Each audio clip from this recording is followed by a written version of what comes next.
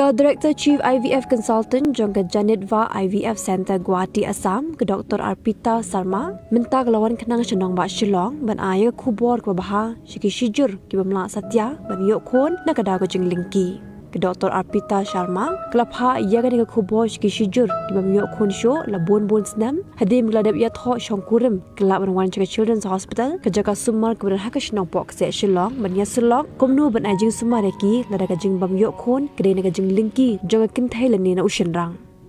nak benta ke jing tip ki bakam benya philap ban book ik appointment ki jong phi dak ba telephone how number kendai lai kendai san pra iwe not r but pra nyo lai iwe kendai henriu ar nyo iwe pra ha kini ke jing net jurep jong menteri rang ba ke jela ya ka lady ke welfare center halaban Shillong Laidon lang ki dikot jong Indian Red Cross Society Meghalaya State Branch bat kinong trei jong ke welfare center ka lady ke welfare center ke dei kebelas sedang naduk senam syajar kendai spa arpo ke beri ru ke yeng jong Indian Red Cross Society Meghalaya chapter bat ke Red Cross maternity home ke beladon palat ya ke spa senam bat ke yeng kolong ke belarem bat ke belajot bah ka Indian Red Cross Society Meghalaya chapter ke lakerpat ke jing tuklar bat ke jing kershan ke sorkar jela ban maramot bat ban snapan bahai ke center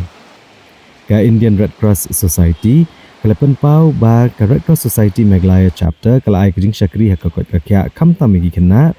bat kejing sumar kilong keme gi bapun kon bat iki beduk ki bekerdo ukon rat kongkal sangma ulong ba ke Indian Red Cross Society Meghalaya kedai ka Community Health Society ke bakong san bah hak im lang salang bat kumta ki Community Health Society ki de trelang bat ke sorkar namar bagi don kejuk kathong ban sam lang ya kejing don jing em ba kejing syampang ban kentiu ke kot kakya akipat ba kebalak ban wanra kejing kelah hakal yang kot kakya menteri rang ba ula penti kena ke society ba ke sorkar kan ai kejing irap ha ke ban sna maramot ba ban sna pen bahan ke bentah ke bit ke biang jong ke im lang salang